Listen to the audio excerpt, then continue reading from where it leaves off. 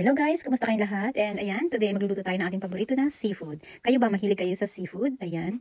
And today, papakita ko sa inyo itong aking twist ng lobster tail.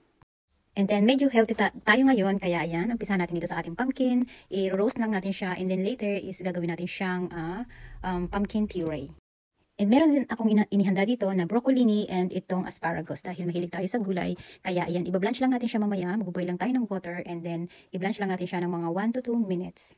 And then, nag-chop-chop lang ako dito ng spring onion or chives and then itong lemon, and then i-chop lang siya yung konti yung skin niya. And then, ilalagay lang natin siya dito mamaya sa ating butter, and then ilalagay natin siya dyan sa ating lulutuin na lobster tail. Ayan, hiniwang ko lang siya sa gitna ng medyo konti lang para lang maluto natin yung loob.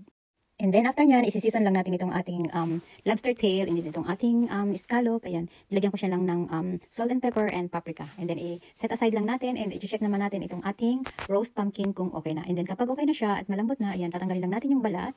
And then ilalagay natin dito sa plate, and then i-blend lang natin siya ng ganyan. Nilalagyan ko siya ng konting smoked paprika and a little bit of salt and pepper. And then ayan, okay na yan. And then after nyan, isi-set lang natin siya, and then wait natin itong ating lulutuin para sa ating plating mamaya.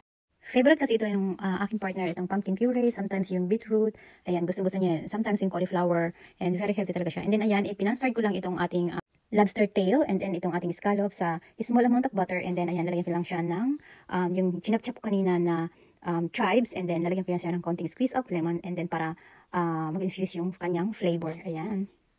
And kapag nagluluto ako nito is, pan-start ko lang siya ng mga 1 minute each side para hindi siya ma-overcook kasi ayaw ng aking partner ng overcook na pagkain. And ayan, almost everything is ready, kaya mag-start na tayo ng ating plating. Kumuha lang ako nitong aking puree na pumpkin and start ko na siya i-plate dito sa ating plato. Ayan, nilagyan ko siya ng broccoli dyan, and then itong ating asparagus. Ila-line up ko lang siya dyan, and lalagay ko na itong ating pan-start scallop, and then itong ating lobster tail. Ayan, ang gusto-gusto ko talaga kapag nagpi-plating ako. Kaya tingnan nyo naman, ang ganda-ganda niya. Kayo ba? Ano ang paborito nyo na seafood? I-comment nyo na down below para may shoutout ko kayo. And don't forget to share and follow na din. And see you again later for my next videos. Bye-bye!